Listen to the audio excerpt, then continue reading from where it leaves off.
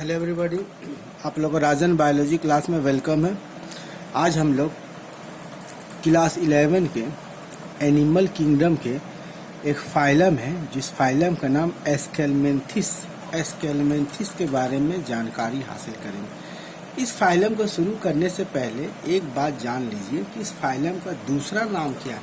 देखिए, इस फाइलम का दूसरा नाम नेमाटोडा है और नेमेथेलमेंथिस भी इसे कहा जाता है।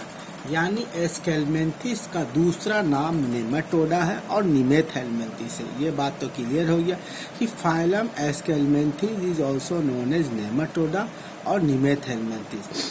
कैरेक्टर को अब हम लोग जानने का थोड़ा सा कोशिश करेंगे। देखिए, कैरेक्टर को इसलिए हम लोग जानने का कोशिश करते हैं कि जब तक आप कैरेक्टर के बारे में नहीं जानिएगा तो ये एनिमल को इस फाइलम में कैसे डालिएगा। देखिए, बॉडी ऑफ दिस, देखिए अब हम लोग पहला कैरेक्टर के बारे में जानेंगे कि देखिए ये जो एनिमल है इसे क्या बोला जाता है, राउंड वर्म। देखिए इसे क्या बोला जाता है, राउंड वर्म बोला जाता है।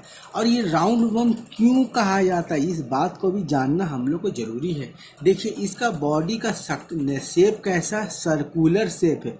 क्रॉस सेक्शन इसका कैसा है, गोल गोल है। क्रॉस सेक्शन कैसा है, सर्कुलर है, गोल है। इसलिए इसे क्या कहा जाता है, राउंड वर्म। इसे क्या कहा जाता है, राउंड वर्म। देखिए, इस एनिमल को हम लोग राउंड वर्म भी कहते हैं। राउंड वर्म कहने के पीछे वजह क्या है, क्योंकि इसका शेप कैसा है, सर्कुलर शेप। इसका क्रॉस सेक्शन का शेप कैसा है, circular shape. Shape of cross section कैसा है जी, क्रॉस ऑफ सेक्शन कैसा, सर्कुलर है। इसलिए body of this phylum is circular in cross section. मतलब कैसा शेप है, सर्कुलर इन शेप है। So it is also called round worm. इसलिए इसको हम लोग क्या बोलेंगे, राउंड वर्म भी बोलेंगे। दूसरा पॉइंट देखिए, it may be free living. ये फ्री लिविंग भी हो सकता है, एक्वेटिक भी हो सकता है, टेरिस्टेरियल भी हो सकता है और पैरासाइटिक की नेचर भी हो सकता है। देखिए, फ्री लिविंग का मतलब यानी स्वतंत्र रूप से जिंदगी यापन करने वाले को फ्री लिविंग बोलते हैं। स्वतंत्र रूप से, किसी के सहारे, या मतलब कोई, इसका मतलब ये नहीं होगा, मतलब स्वतंत्र रूप से जिंदगी जिएगा, इसे हम लोग क्या बोलते हैं, फ्री लिविंग बोलते हैं। एक्वेटिक, अगर पानी में ये पाया जाता है, अगर ये पानी में पाया जाता है तो इसे हम लोग क्या बोलेंगे, एक्वेटिक बोलेंगे। अगर ये जमीन पर पाया जाता है तो इसे क्या बोलेंगे, टेरिस्टेरियल बोलेंगे। अगर ये परजीवी होगा यानी खाने के लिए किसी अदर ऑर्गेनिज्म का खाना खाएगा तो इसको पैरासाइटिक बोलेंगे। तो it may be free living, aquatic, terrestrial और पैरासाइटिक इन नेचर। मतलब ये फ्री लिविंग में भी पाया जाता है, एक्वेटिक में भी पाया जाता है मतलब पानी में, टेरिस्टेरियल माने जमीन पर, पैरासाइट माने परजीवी इन नेचर। ठीक है, तो इट में भी फ्री लिविंग, एक्वेटिक, टेरिस्टेरियल और parasitic in nature. Body is triploblastic. यहाँ देखिए, फिर आपका यहाँ पर एक बात जानना है कि आप लोग को पिछले वीडियो में बताया गया था कि डिप्लोब्लास्टिक में सिर्फ 3 ही एनीफाइलम आता है। वो एक पोरीफेरा आता है, दूसरा आपका सिलेंट्रेटा आता है, दूसरा टीनोफोरा आता है।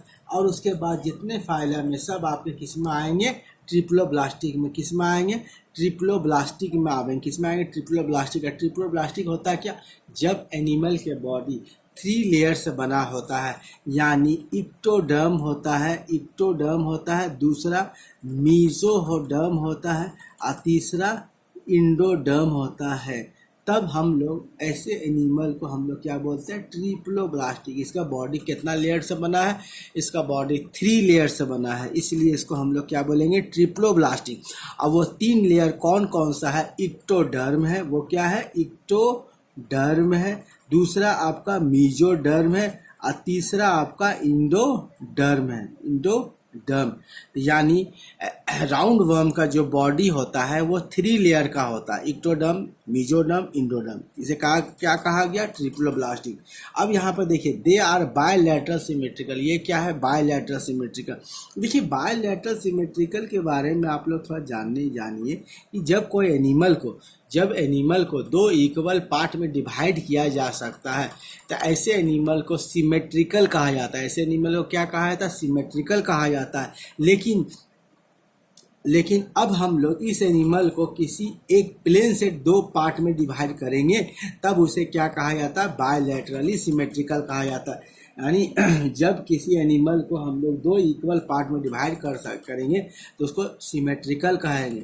लेकिन अगर वो जिस प्लेन से डिवाइड किया जाएगा वो प्लेन फिक्स होगा, यानी एक ही जगह से डिवाइड जब हम लोग करेंगे तब हम लोग उसको क्या बोलेंगे, बायलैटरल सिमेट्रिकल बोलेंगे। They are pseudo coelomate organism. ये क्या है, सूडो कॉलोमेट। देखिए कॉलोमेट के बारे में आपको बताया गया है कि कॉलोमेट क्या होता है। जब आपके इंटरनल ऑर्गन और इंटरनल बॉडी सरफेस यानी एलिमेंट्री कैनाल और बॉडी वाल अगर फिक्स है, बॉडी वाल फिक्स है तो इसे क्या कहा जाएगा, एक कॉलोमेट कहा जाएगा। लेकिन जब आपके एलिमेंट्री कैनाल और बॉडी वाल से बिल्कुल सेपरेटेड रहेगा, बिल्कुल सेपरेटेड रहेगा तो उसे क्या बोला जाएगा, मीजोडर्म बोला जाता है। उसे सेपरेटेड रहेगा, सॉरी उसे क्या बोला जाएगा, सूडो कॉलोमेट का बोला जाएगा। अब यहाँ पे देखिए सूडो कॉलोमेट के बारे में थोड़ा सा एक बात और जानिए कि जैसे हम लोग आपको बताएं कि जब आपके इंटरनल बॉडी सरफेस और इंटरनल बॉडी वाल के बीच में अगर स्पेस नहीं रहा तो उसे एक कॉलोमेट बोलेंगे, और स्पेस रहा तो कॉलोमेट बोलेंगे। और जो इंटरनल स्पेस में अगर मीजोडर्म स्कैटर्ड रहा, अगर मीजोडर्म स्कैटर्ड रहा तो उसे सूडो कॉलोमेट कहा जाएगा। यानी वो जो स्पेस है, जो कॉलोमेट में जो स्पेस हो रहा है, अगर उस स्पेस में स्कैटर्ड फॉर्म में मीजोडर्म प्रेजेंट है तो उसे क्या कहा जाएगा, सूडो कॉलोमेट। उसे क्या कहा जाएगा, सूडो कॉलोमेट कहा जाएगा। Digestive system contain straight tube with terminal mouth and anus present. देखिए यहाँ पर डाइजेस्टिव सिस्टम का मतलब क्या होता है, पाचन तंत्र। डाइजेस्टिव सिस्टम मैंने क्या होता है, पाचन तंत्र। इसका जो पाचन तंत्र है वो क्या है, उसमें क्या है, स्ट्रेट ट्यूब है। इसमें क्या है, स्ट्रेट ट्यूब मतलब सीधा सा ट्यूब प्रेजेंट है। जो सीधा सा ट्यूब प्रेजेंट है उसके छोर पर टर्मिनल पर क्या क्या प्रेजेंट है, माउथ प्रेजेंट है, एनस प्रेजेंट है। देखिए माउथ का काम क्या है, फूड को इनगस्ट करना। माउथ का काम क्या है, फूड को इनगस्ट करना। एनस का काम है अनडाइजेस्टेड फूड को इजेक्ट करना। अनडाइजेस्टेड फूड का क्या करना, इजेक्ट करना, मतलब इजेक्शन। तो इनगशन में आपका कौन मदद करेगा, माउथ, और इजेक्शन में कौन मदद करेगा, एनस करेगा। ठीक है, तो इसका जो डाइजेस्टिव सिस्टम है वो एक स्ट्रेट ट्यूब के जैसा, कैसा, एक स्ट्रेट ट्यूब के जैसा। तो छोर पर क्या है, माउथ है और एनस प्रेजेंट है। ठीक है, तो यहाँ तक समझ में आ गया। तो अब यहाँ पर देखिए एक्सक्रेटरी ट्यूब। अब देखिए एक्सक्रीशन के लिए इसके पास क्या प्रेजेंट है, एक्सक्रेटरी ट्यूब। एक्सक्रीशन के लिए इसके पास क्या प्रेजेंट है, एक्सक्रेटरी ट्यूब। और एक्सक्रेटरी ट्यूब क्या हटाएगा, एक्सक्रेटरी वेस्ट हटाएगा। वही नाइट्रोजनस वेस्ट को हम लोग क्या बोलते हैं, एक्सक्रेटरी वेस्ट। और ये किसके थ्रू आएगा, आपका देखिए एक्सक्रेटरी ट्यूब में एक्सक्रेटरी पोर लगा हुआ है। एक्सक्रेटरी ट्यूब में क्या लगा हुआ है, एक्सक्रेटरी पोर लगा हुआ है। जो एक्सक्रेटरी सामान होता है वो एक्सक्रेटरी ट्यूब में वो ग्रहण कलेक्ट होता है, और एक्सक्रेटरी ट्यूब में आपका एक्सक्रेटरी पोर आता है, उसे इसको एक्सक्रीट कर दिया जाता है, मतलब बाहर फेंक दिया जाता है। तो देखिए यहाँ तो एक बात ट्यूब हो गया कि एक्सक्रेटरी ट्यूब जो है, एक्सक्रेटरी ट्यूब क्या रिमूव करेगा, एक्सक्रेटरी वेस्ट प्रोडक्ट रिमूव करेगा। किसके सहारे रिमूव करेगा, एक्सक्रेटरी पोर के सहारे रिमूव करेगा। तो देखिए अब यहाँ पर देखिए सेक्सेस आर सेपरेट। सेपरेट मैंने क्या हुआ, अलग होता है। सेपरेट मैंने क्या हुआ, अलग हो गया। इसीलिए यानी मेल ऑर्गेनिज्म अलग होता है, फीमेल ऑर्गेनिज्म इसमें अलग होता है। इसलिए इसे कहा गया है यूनिसेक्सुअल। इसे क्या कहा गया, यूनिसेक्सुअल। तो यूनिसेक्सुअल मैंने क्या हुआ, जब कोई ऑर्गेनिज्म यूनिसेक्सुअल होता है इससे मतलब आप समझिएगा कि उस ऑर्गेनिज्म में मेल रिप्रोडक्टिव पार्ट किसी एक ऑर्गेनिज्म में प्रेजेंट है और फीमेल रिप्रोडक्टिव किसी ऑर्गेनिज्म किसी एक में प्रेजेंट है। तो यानी सेक्सेज इसमें सेपरेट है, मेल अलग है, फीमेल अलग है। इसलिए इसको हम लोग यूनिसेक्सुअल इन नेचर बोलेंगे। इसको हम लोग क्या बोलेंगे, यूनिसेक्सुअल बोलेंगे। देखिए यूनिसेक्सुअल का दूसरा भी नाम आपको जानना जरूरी है। देखिए यूनिसेक्सुअल का दूसरा नाम आपको क्या है, डायोसियस। यूनिसेक्सुअल का दूसरा नाम क्या है, डायोसियस। तो यूनिसेक्सुअल के बारे में आपका एक बात अभी क्लियर हो गया कि यूनिसेक्सुअल क्या होता है। देखिए जब किसी ऑर्गेनिज्म में रिप्रोडक्टिव ऑर्गन या तो फीमेल का प्रेजेंट रहेगा या तो मेल का प्रेजेंट रहेगा, यानी जब भी प्रेजेंट होगा सिर्फ एक तो रिप्रोडक्टिव ऑर्गन प्रेजेंट होगा, वो भी या तो फीमेल का या मेल का। तो ऐसे एनिमल को हम लोग क्या बोलेंगे, यूनिसेक्सुअल। ऐसे ऑर्गेनिज्म को क्या बोला जाएगा, यूनिसेक्सुअल इन नेचर। और एक बात और जानिए कि यूनिसेक्सुअल का दूसरा नाम भी आपको जान लेना है, वो क्या है? डायोसियस। डायोसियस मीन्स क्या हो गया? यूनिसेक्सुअल, यानी इस ऑर्गेनिज्म में या तो मेल प्रेजेंट है या तो इस ऑर्गेनिज्म में फीमेल प्रेजेंट है। अब यहाँ पे एक चीज देखिए, चूंकि निमेथेल्मेंथिस भी एक प्रकार का पारासाइटिक फाइलम है, तो जिस तरह आपको बताया गया है कि पारासाइट के पास कुछ कुछ सिस्टम डेवलप हो या ना हो, उसका रिप्रोडक्टिव सिस्टम क्या होगा? हाईली डेवलप होगा। क्या होगा? हाईली डेवलप होगा। इसको रिप्रोडक्टिव सिस्टम कैसा है? हाईली डेवलप है। फर्टिलाइजेशन कैसा? इंटरनल है। फर्टिलाइजेशन मीन्स क्या हो गया? इंटरनल। देखिए चूंकि ये पारासाइटिक इन नेचर होता है, चूंकि ये पारासाइटिक इन नेचर होता, तब पारासाइट का डाइजेस्टिव सिस्टम उतना डेवलप नहीं होता, उसका रेस्पिरेटरी सिस्टम उतना डेवलप नहीं होता, सर्कुलेटरी सिस्टम उतना डेवलप नहीं होता, नर्वस सिस्टम उतना डेवलप नहीं होता, लेकिन उसका एक चीज़ बहुत ही हाईली डेवलप होता है, उसके बारे में जानिएगा। वो क्या है? Reproductive system. देखिए यहाँ पर क्या है, वो अपनी संख्या तेजी से बढ़ा सकता है। यही सब चिंता का विषय है।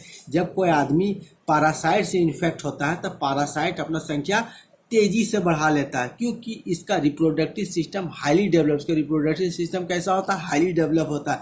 और जैसा कि पिछले वीडियो में हमने बताया था कि फर्टिलाइजेशन दो प्रकार का होता है।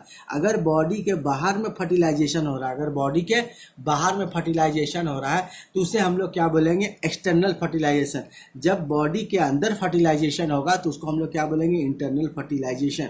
यानी जो मेल गैमिट्स है और यानी जो फीमेल गैमिट्स है, अगर वो बॉडी के अंदर फ्यूज करेगा, अगर वो बॉडी के अंदर फ्यूज करेगा तो उससे हम लोग क्या बोलेंगे? Fertilisation is internal. और जब गैमिट्स जो होता है यानी male gametes female gametes body के बाहर फ्यूज करेगा तो उसे क्या बोला जाएगा? Fertilisation is external. तो यहाँ जो किंगडम है एस्केलमेंथिस यानी नेमाटोडा यानी निमेथेल्मेंथिस, इसमें इसका रिप्रोडक्टिव सिस्टम हाईली डेवलप होगा और इसका जो फर्टिलाइजेशन है वो फर्टिलाइजेशन कैसा होगा? शरीर के अंदर होगा। तो आज हम लोग एस्केलमेंथिस के कैरेक्टर के बारे में जानिए। अब हम लोग इसका कुछ एग्जाम्पल के बारे में जानेंगे। देखिए इसका सबसे पहला एग्जाम्पल को बारे जानिए, एस्कैरिस। इसका एग्जाम्पल, इसका एस्कैरिस क्या हो गया? एस्कैरिस। एस्कैरिस का कॉमन नेम क्या हो जाएगा? Round worm. एस्कैरिस का कॉमन नेम क्या हो जाएगा? Round worm. अब एस्कैरिस के बारे में थोड़ा सा जान जाइए कि आजकल हम लोग के बच्चे लोग जो कृमि से इन्फेक्टेड होते हैं वो अधिकतर क्या होते हैं? एस्कैरिस होते हैं। ये राउंड वर्म के होते हैं, राउंड जैसा होता है। इसमें याद रखिएगा कि मेल से लंबा फीमेल होता है, फीमेल इसमें लंबा होता है और उसका आकार एक लॉन्ग ट्यूब के जैसा होता है। दूसरा उचेरिया। उचेरिया जो है इसके द्वारा फलेरिया बीमारी होता है। इसके द्वारा क्या होता है? फलेरिया बीमारी होता है। आप लोग जानते हैं फलेरिया का दूसरा नाम क्या होता है? एलिफेंटेसिस। फलेरिया का दूसरा नाम क्या होता है? एलिफेंटेसिस। तो आपका एस्केरिस लुम्ब्रिक्वाइड ये आपका एक प्रकार का पारासाइट हो गया जो छोटे छोटे बच्चे में पाए जाते हैं। दूसरा आपका उचेरिया है, उचेरिया से फलेरिया होता है। फिर डेस्मोक्लिस हो जाएगा, डेस्मोएस्कुलस और हेट्रोडर्ना, ये हेट्रोडर्ना। चलिए आज हम लोग निमेथेल्मेंथिस के बारे में काफ़ी कुछ जानने का प्रयास किया और आशा करता हूँ ये जो मेरा वीडियो है ये वीडियो आपको अच्छा लगा होगा। अगर वीडियो अच्छा लगा होगा तो चैनल को सब्सक्राइब कीजिएगा और ये वीडियो को लाइक कीजिएगा और शेयर कीजिएगा। ओके, धन्यवाद।